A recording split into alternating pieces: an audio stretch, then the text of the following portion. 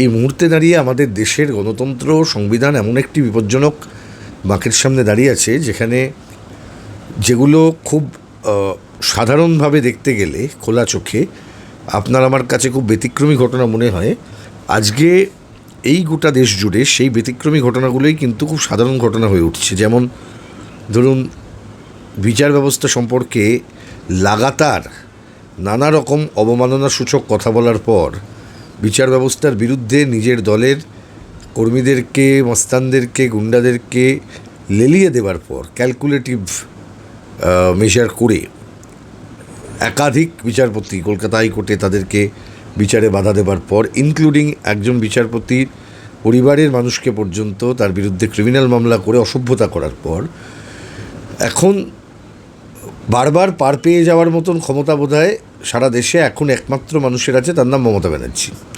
আর এই পার্টটা পাচ্ছে বিজেপির জন্যে। তো পরিষ্কার কথা, বুঝে নিতে হবে ডিএর রায় কার্যকরী তখনই হবে যখন আমাদের গোটা দেশের মানুষের কাছে মমতা ব্যানার্জির আসল স্বরূপটা প্রকাশিত হয়ে পড়বে। সেটা খানিকটা হচ্ছেও। আর মানুষ এটা বুঝতে পারবেন যে বিজেপি আসলে মমতা ব্যানার্জির অসুবিধে হয় এমন কিছু করবে না, করছেও না। যা হচ্ছে সাধারণ আইনের পথে গেলে উনি যা বলছেন, যা করছেন, ওনার জেলযাত্রা, ওনার সরকারের চিফ সেক্রেটারি ডেফিনেটলি তাঁর জেলযাত্রা, ফাইন্যান্স সেক্রেটারির জেলযাত্রা, এটা অবশ্যম্ভাবী। কিন্তু এইখানে একটা রাইডার, সেটা হচ্ছে রাজত্বটা গোটা দেশে চালাচ্ছে বিজেপি। আর সারা দেশের গণতন্ত্র, প্রাতিষ্ঠানিক স্বাধীনতা, এই ক্ষেত্রগুলোর উপরে ব্যাপকভাবে একটা আঘাত নেমে এসেছে, যার জন্য একটা gradual erosion of the system হয়েছে।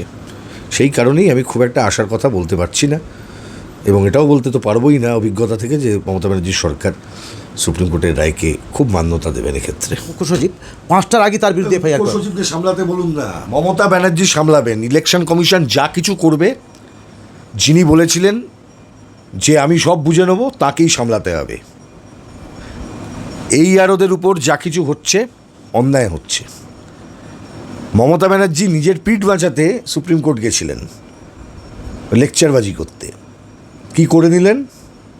কি করতে পারলেন?